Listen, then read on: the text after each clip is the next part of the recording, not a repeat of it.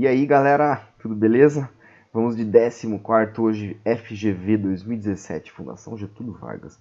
Olha só, um problema de lei geral dos gases perfeitos, onde ocorrem transformações gasosas de gases ideais, considerados ideais.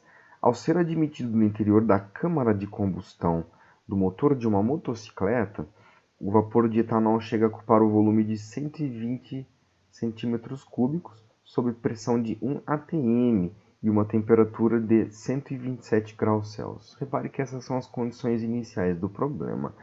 Após o tempo de admissão, o pistão sobe e o volume ocupado por essa mistura diminui para 20 centímetros cúbicos e a pressão ela é aumentada para 12 atm. Beleza.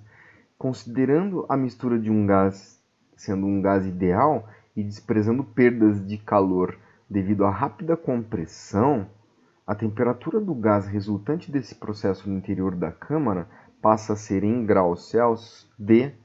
Meus queridos, a gente vai usar aqui a lei geral dos gases perfeitos, que relacionam as condições de estado iniciais de um gás com essas condições então, finais. Ela diz o seguinte, que o produto entre a pressão inicial, o volume inicial, dividido pela temperatura inicial, ela se mantém constante.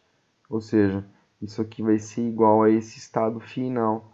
Então, PV dividido por T nessas condições finais. Simples assim. A gente usa isso com o único cuidado de que a gente não pode trabalhar com temperaturas em graus Celsius. Então, embora ele tenha pedido aqui a resposta em graus Celsius, a gente resolve o problema para Kelvin e depois a gente volta a converter. Então, a gente precisa transformar essa temperatura em Kelvin. Então, essa lei geral dessa transformação, ela vem da equação de Clapeyron, e isso pode ser o motivo para uma próxima discussão que a gente pode ter, para eu mostrar para vocês de onde que então, chega nessa equação geral desses gases perfeitos, ok? Então, vamos dar uma olhada aqui. Ó. O que eu aconselho fazer é sempre colocar os dados, a gente coloca os dados que a gente tem, então separando o estado inicial, com pressão, volume e temperatura iniciais, a gente coloca esses valores e os relaciona com o estado final do gás. Então, a pressão inicial era de 1 atm, beleza. Num volume inicial de 120 centímetros cúbicos e a temperatura de 127 graus Celsius. Mas, como a gente discutiu, a gente vai ter que adicionar 273 unidades para que nós tenhamos aqui ó, essa temperatura em Kelvin. Ela é obrigada a ser em Kelvin. Já a pressão e volume elas podem ser em atm e centímetros cúbicos, respectivamente, por uma questão de conversão. Eu vou mostrar para vocês. Olha só, vamos colocar aqui os valores. Então, a pressão final foi para 12 atm, o volume final foi para 20 centímetros cúbicos, sofreu uma compressão, portanto, e ele quer justamente essa temperatura final. Então, esse valor aqui que a gente vai brigar por ele. Então, a gente vai usar justamente essa lei geral que relaciona os estados inicial e final de um gás e a gente resolve o problema. Eu vou colocar então a pressão inicial, eu vou colocar as unidades para a gente ver, ó, 1 atm vezes o volume inicial 120 centímetros cúbicos, isso tudo dividido por a temperatura inicial em Kelvin, 400 Kelvin.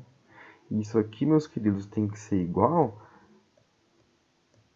ao produto entre a pressão final, portanto, a pressão final vai para 12 atm, vezes o volume foi para 20 centímetros cúbicos e ele quer essa temperatura, que é a temperatura final.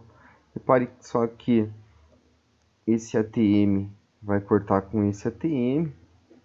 Lembrando que a gente não precisa converter esses valores. Por quê? Porque a conversão de 1 atm para Pascal, que seria Newton por metro quadrado, seria, né, 1 atm equivale a aproximadamente 10 a quinta Pascal. Então ele ia aparecer desses dois lados, então ele vai embora. A mesma discussão para centímetros cúbicos.